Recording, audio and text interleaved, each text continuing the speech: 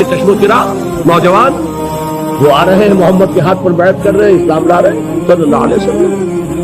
انہوں نے دیکھا یہ ہمارے غلاموں میں بھی یہ آگ پھیل گئی، یہ تو سمجھیے کہ بارود کے اندر آگ لگ رہی ہے۔ یہ ابھی تک تو کانے تھے جو ظلم ہم کر رہے تھے اس پر، لیکن ان کے اندر اگر یہ ایمان اور اسلام کی دعوت اور تحریک ان میں پھیل گئی تو ہمارا اقتدار اور ہمارا یہ پورا نظام جو ہے چوپٹ ہو جائے گا۔ یہ ہے وہ چیز جو میں نے کل آپ کو اقبال کا مصرع پڑھا سنایا تھا کہ نظام کہنا کے پاس بانو یہ مارز انقلاب میں ہے، beware of the revolution that is coming, لہذا اپنی پوری قوتوں کو جمع کرو اور کچل دو انہیں، مارو انہیں۔ یہ کام شروع ہوا ہے سن 5 بلکہ 4 سے لے کر 12 تک 8 برس اس کو کہتے ہیں پرسیکیوشن، فزیکل پرسیکیوشن، تشدد، مار پیٹ، جلانا، دہتے ہوئے انگاروں پر لٹانا، پھاقے رکھنا، بھوکے رکھنا، ان کو ڈال دی گئی زنجیریں، گھروں میں بند کر دیا گیا نوجوانوں کو۔ حضرت عثمان کو چچا نے ان کے ایک چٹائی کے اندر لپیٹا اور دھونی دے دی، دم گھٹ رہا ہے، جان نکل رہی۔ حضرت مصعب بن عمیر رضی اللہ تعالی عنہ، وہ نوجوان 200 درہم کا جوڑا ان کا سل کر آتا تھا شام سے تیار ہو کر، لباس معطر ہوتا تھا، جدھر سے نکل گیا پوری گلی جو ہے وہ معطر ہو گئی، انگلیاں اٹھ رہی ہیں، وہ جا رہا ہے مصعب، یہ خوشبو اس کی ہے۔ اس مصعب کے ساتھ کیا سلوک کیا؟ باپ تو مر چکا تھا، ماں نے پالا تھا، دولت بہت چھوڑ کر گیا تھا باپ، لہذا ماں نے بڑے ناز و نام میں پالا، بڑے لاڈ پیار میں، 200 درہم کا جوڑا تیار ہو رہا ہے۔ لیکن یہ کہ آپ کو معلوم ہے عرب کے اس معاشرے میں عورت کی کوئی حیثیت نہیں تھی، ماں کا اختیار نہیں تھا، چچا تھا اب سربراہ خاندان کا۔ چچا نے کہا مصعب اگر تم نے اپنے باپ کا دین چھوڑ دیا ہے تو باپ کی دولت پر بھی تمہارا کوئی حق نہیں ہے، نکل جاؤ گھر سے۔ اس نے یہ سوچا تھا کہ مصعب کے ہوش ٹھکانے آ جائیں گے، دن میں تارے نظر آ جائیں گے، ناز و نام میں پلا ہوا، گھر سے نکل کے جائے گا کہاں؟ یہ سارا نشہ جو ہے توحید کا یہ حیران ہو جائے گا۔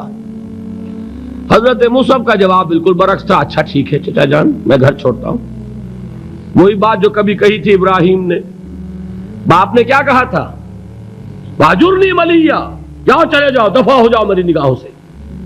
حضرت ابراہیم نے کیا جواب دیا تھا؟ سلام علیک ساستغفر لک ربی انہ کان بی حفیہ۔ اچھا ابا جان آپ کا حکم یہی ہے تو میں چلتا ہوں، آپ پر سلامتی ہو، میرا رب مجھ پر بڑا مہربان ہے، میں اس سے آپ کے لیے استغفار کروں گا۔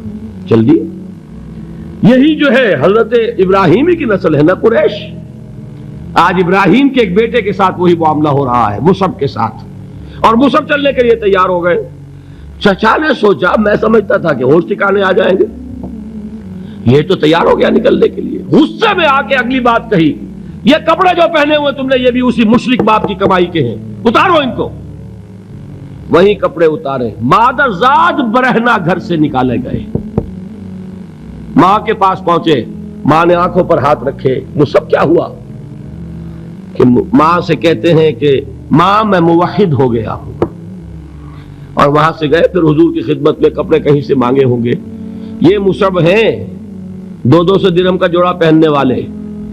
جب حضور پر مدینے کے 12 افراد ایمان لائے تھے، بیعت عقبہ اولیٰ ہوئی، انہوں نے کہا کہ حضور ہمیں کوئی شخص اپنا ایسا شاگرد دیجئے جو ہمیں قرآن پڑھا سکے۔ حضور نے حکم دیا مصعب جاؤ، اب مدینے جاؤ، یثرب جاؤ، یثرب والوں کو قرآن پڑھاؤ، انہیں تبلیغ کرو۔ مصعب گئے ہیں وہاں، 1 سال کی کمائی 75 افراد لا کر حضور کے جھولی میں اگلے سال ڈال دیے کہ حضور یہ میری 1 سال کی کمائی ہے۔ 72 مرد 3 عورتیں، انہوں نے وہ بیعت کی تھی، بیعت عقبہ ثانیہ، جس کے الفاظ کل میں نے آپ کو سنائے تھے۔ بایعنا رسول اللہ صلی اللہ علیہ وسلم علی السمع والطاعت فی العسر والیسر والمنشط والمکرہ وعلی اثرۃ علینا وعلی لا ننازع الامر اہلہ وعلی ان نقول بالحق اینما کنا لا نخاف فی اللہ لومۃ لائم۔